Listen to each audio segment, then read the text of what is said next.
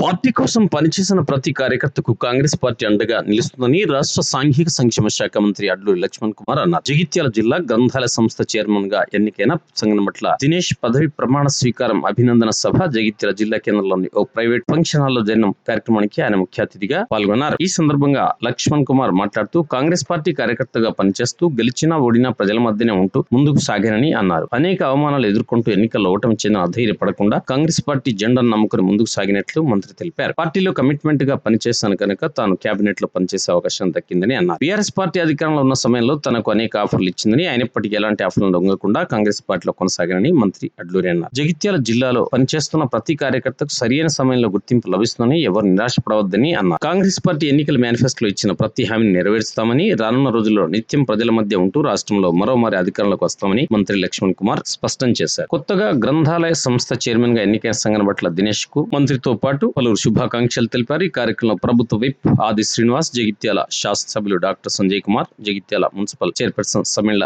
వాణి, జిల్లా శ్రీనుబాబుతో పాటు జగిత్యాల జిల్లాకు చెందిన పలువురు ప్రజాప్రతినిధులు, కాంగ్రెస్ పార్టీ కార్యకర్తలు పెద్ద సంఖ్యలో పాల్గొన్నారు. నమస్కారం. అందరం కొంచెం గట్టిగా జై కాంగ్రెస్, జై కాంగ్రెస్. చాలా సంతోషం. ఇవాళ దినేష్ గారికి గ్రంథాలయ సంస్థ చైర్మన్గా రావడం నిజంగా కూడా మేమందరం కూడా గర్వపడుతున్నాం, సంతోషిస్తున్నాం. ఇదంతా కూడా మంత్రి శ్రీధర్ బాబు గారు, అన్న అడ్లూరి లక్ష్మణ గారు, ఇంకా శాసనసభ్యులు చాలామంది ఆయనకు సహకరించి ఆయన ఎంతో కష్టపడి మన అడ్లూరి లక్ష్మణ్ గారి గెలుపులో ఒక భాగమైనందుకు గాను ఈయనకు ఈ పదవి రావడం వల్ల మనందరం కూడా సంతోషించదగ్గ విషయం ఇవాళ. చాలా సంతోషం. మరి నా గత అనుభవాలు, నేను ఒక 3 సంవత్సరాలు గ్రంథాలయ చైర్మన్గా చేసిన అనుభవాలు ఒక 2 నిమిషాలు నేను అందరికీ తెలుపదలుచుకున్నాను.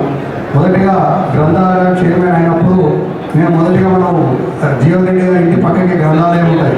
అక్కడ పోయి చూస్తే ఒక రకమైన ఇన్ఫీరియారిటీ వచ్చింది నాకు. నేను గ్రంథాలయ చైర్మన్ అయినా అసలు బిల్డింగే లేదు, స్టూడెంట్స్ లేరు, ఏది ఎట్లుంటుంది వ్యవస్థ, ముందుకు ఎట్లా తీసుకుపోవాలని చెప్పి చాలా మొదలుపడుతున్న సమయంలో నాకు అప్పటి శాసనసభ్యులు సంజయ్ అన్న గారు, లేదు తల్లి ఇది చాలా మంచి కార్యక్రమం, ముందుకు పో, ఇది 80% నేను ఆపదు అని నాకు ఫుల్ సపోర్ట్ ఇచ్చినప్పుడు నేను అప్పుడు కలెక్టర్ రవి గారు దగ్గర పోయి, సార్ నా దగ్గర ఫండ్ లేదు, మరి నేను చాలా ఎక్స్పెక్టేషన్స్ వచ్చినా నేను అందరికీ గ్రంథాలయాలు కట్టాలని చెప్పి నాకు బాగా ఆలోచన ఉంది సార్, పిల్లగాళ్ళకి అంటే ఎడ్యుకేషన్ ఇవ్వాలని అంటే ఆ రోజు ఆయన సపోర్ట్ చేసి ఆ గ్రంథాలయ సెస్ మనకు ఉంటుంది. ఆ సెస్లోకి వెళ్ళి బాగా 2 సంవత్సరాలు బకాయి ఉండే.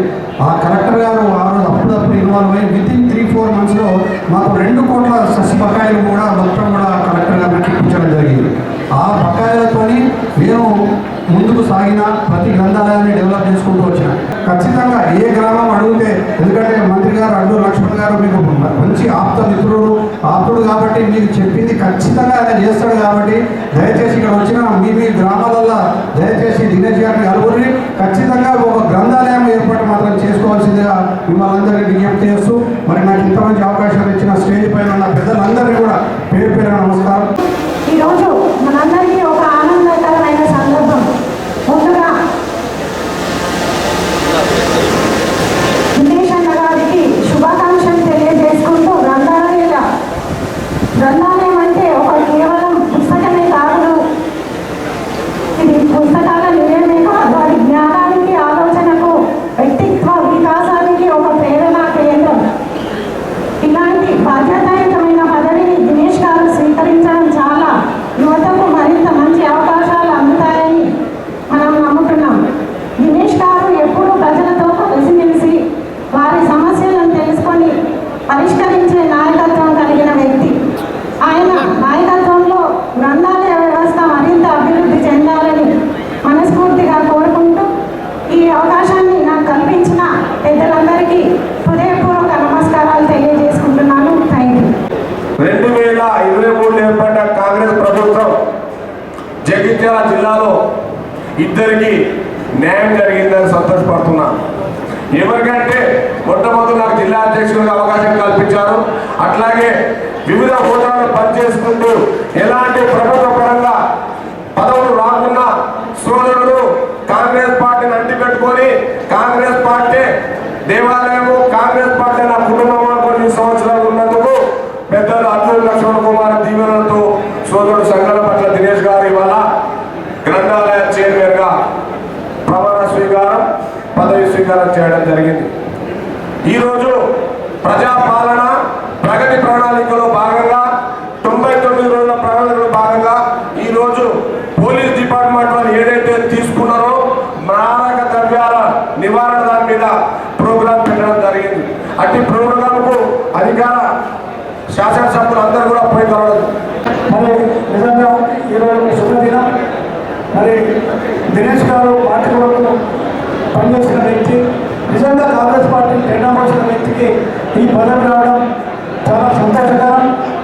మరి లక్ష్మణ్ కుమార్ గారు ధర్మపురి నియోజకవర్గంలో అందరూ కూడా కార్యకర్తలకు పార్టీలో పనిచేసడానికి అవకాశాలు కల్పించి ముందుకెళ్తారు.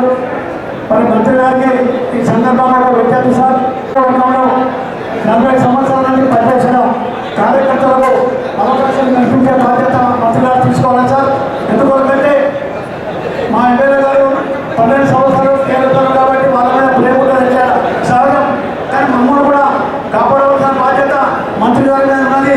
తప్పకుండా మంత్రి గారు చొరవ తీసుకొని సీనియర్ కార్యకర్తలను గుర్తించి, ఎందుకంటే సార్ 10 సంవత్సరాలు అప్పుడు బాధపడ్డాం, 2 సంవత్సరాల నుంచి మేము ముందు బాధపడ్డాం. తెలంగాణ ఉద్యమాలు కూడా మేము ముందున్నాం సార్. ఇవన్నీ మరి గమనించి సీనియర్లకు న్యాయం చేయాలి. తప్పకుండా ఆ పెద్ద మనిషి పార్టీ మారిగా కూడా చెప్పుకునేవాళ్ళు మా గౌరవాన్ని కోరుతున్నా, కానీ పార్టీలో ఉన్న పెద్ద మనుషులను కాపాడుకోవాలని చెప్పుకోవడం సార్ తీసుకోకూడదు. ఎందుకంటే ఒక కార్యకర్త ప్రవాసిస్తున్నారు కాబట్టి కార్యకర్తల గురించి చెప్తున్నా, రంగాల గురించి అందరూ చెప్తుందని నేను కార్యకర్తల గురించి చెప్తాను సార్. ఒకటి మీరు తెగిజాలో ప్రధాన మాకు న్యాయం చేయాలని కోరుతూ ఈ అవకాశం ఇచ్చిన ప్రజలకు ధన్యవాదాలు తెలుస్తున్నాను. జై హింద్, జై కాంగ్రెస్. డాక్టర్ రియాజ్ గారిని చూసిన తర్వాత పెద్దల అన్నగారు అంటే వాస్తవంగా కొద్ది గొప్ప పార్టీలో ఉండుకుంటూ ఒకటే రెండు అంశాల పట్ల పనిచేయడం జరుగుతుంది. ఒకటి పేదవాడికి ఏ విధంగా పనిచేస్తాం, అదే విధంగా పార్టీకి ఏ విధంగా పనిచేస్తున్నాం అనే కోణంలోనే గడిచిన 32 సంవత్సరాలుగా ఒకసారి ఎంపీటీసీగా, ఒకసారి దేవస్థానం చైర్మన్ గా, 2 సార్లు కౌన్సిలర్ గా, పిసిసి సభ్యుడిగా, అదే విధంగా బ్లాక్ కాంగ్రెస్ పార్టీ అధ్యక్షుడిగా గడిచిన 32 సంవత్సరాల నుంచి కాంగ్రెస్ పార్టీలో పనిచేసిన వ్యక్తిగా ఈరోజు 2009 నుంచి అప్పుడప్పుడు అన్నగారు వాస్తవంగా ఎక్కడైనా మాట్లాడినప్పుడు వారు చెప్తా ఉంటారు, వారి న్యూసే. ఎందుకంటే జిల్లా పరిషత్ చైర్మన్ గా ఉన్నప్పుడు ఆశీస్సులతో అది ఖచ్చితంగా అంటే లాయల్టీ, విధేయత, పార్టీ ఉంటేనే మనం ఉంటాం, పార్టీని ఖచ్చితంగా గెలిపించాలి, పార్టీ అనేది వాస్తవంగా పార్టీ తర్వాతనే ఎవరైనా చాలా సందర్భాల్లో అన్నగారు చెప్పడం జరుగుతుంది. జిల్లాకు సంబంధించిన కాంగ్రెస్ పార్టీ ఎమ్మెల్యేలకి, ఇన్ఛార్జీలకి అందరికీ పేరు పేరున నమస్కారాలు తెలియజేస్తూ, పేరు పేరున ధన్యవాదాలు తెలియజేస్తూ ఇక్కడ మేము లైబ్రరీకి సంబంధించి అన్ని ఏర్పాటు చేస్తాం. ఇంకొంచెం కనుక మేము పూర్తి చేస్తే లైబ్రరీ బిల్డింగ్ మేము ఓపెన్ చేస్తా ఉన్నాం. సంజయ్ గారికి నాకు మధ్య జరిగిన మొట్టమొదటి సంభాషణ రాజకీయ సంభాషణ కాదు, అభివృద్ధికి సంబంధించిన సంభాషణ చెప్పేసి గౌరవ కార్యక్రమాల వల్ల నాకు అనేటువంటి ఉంటుంది. సంజయ్ గారు గౌరవ మంత్రులు పుష్పం గారి దగ్గరికి వారి పాటలు చెప్పి నేను అక్కడ ఉన్నాను. ఉన్నప్పుడు ఆయన అక్కడ 2 నిమిషాలలో మొట్టమొదటి నిమిషంలో అంతా కూడా ఆయన లైబ్రరీ గురించి కూర్చుంటారు. చెప్పిన వెంటనే అప్పుడు లక్ష్మణ్ గారు మంత్రి లక్ష్మణ్ గారిలో ఒక ప్రేమ ఎందుకంటే grass root Congress worker can become minister అనే విషయాన్ని మొత్తం వారికి ఎలా పరిచయం చేస్తున్నాం అన్న లక్ష్మణ వారి పట్ల నాకు గౌరవం. దినేష్ గారు రాజకీయాలకు అతీతంగా దాదాపు ఒక 20 సంవత్సరాల పైన నుండి కూడా వారితో నాకు పరిచయం. నేను ఒక డాక్టర్గా ఉన్నప్పటి నుండి కూడా వారు వారి కుటుంబ సభ్యులంతా కూడా చాలా హుందాగా, మర్యాదగా వారి నా దగ్గర రావడం, నేను ద్రౌపది వెళ్ళినప్పుడు వారిని కలవడం వారికి ఒక గొప్ప అనుబంధం. మంచి మర్యాదస్తుడు, రాజకీయాల్లో ఒక నిబద్ధత గల కాంగ్రెస్ కార్యకర్తగా, తర్వాత నాయకుడిగా, మరి పార్టీ కష్టాలు ఉన్నప్పుడు కూడా వారు ఎన్ని ఇబ్బందులు పాలైనా నాకు తెలుసు. కానీ ఇప్పుడు పరిస్థితుల్లో చూస్తూ అయ్యో అనుకున్నాం తప్ప చేసే పరిస్థితి లేని సందర్భం. మరి ఈనాడు వారికి లక్ష్మణ్ కుమార్ గారు నిజంగా చెప్పాలంటే క్రెడిట్ డెఫినెట్లీ గోస్ టు మంత్రి గారు లక్ష్మణ్ కుమార్ గారు. వారు మీరు చేసిన సేవలు గుర్తించి నాకు మంచి పదవికి ఇచ్చారు. మరి వేదిక పైన ఇంకా చాలా మంది కూడా గతంలో పనిచేసి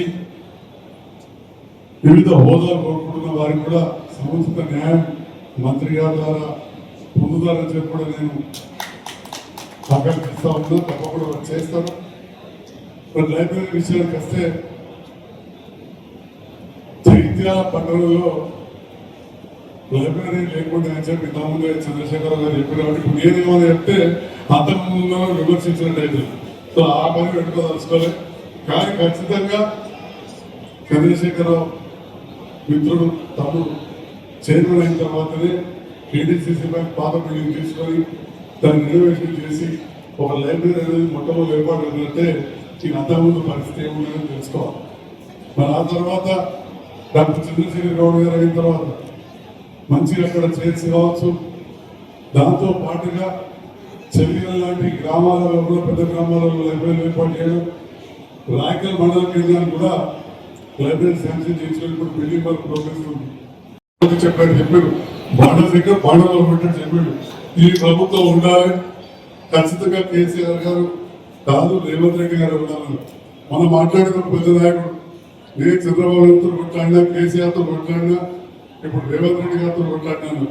చంద్రబాబు నాయుడు గారితో కొట్లాడితే చంద్రబాబు నాయుడు గారు 2 టర్ములు ముఖ్యమంత్రి, కేసీఆర్ గారితో కొట్లాడితే కేసీఆర్ గారు 2 సార్లు ముఖ్యమంత్రి 2 టర్ములు.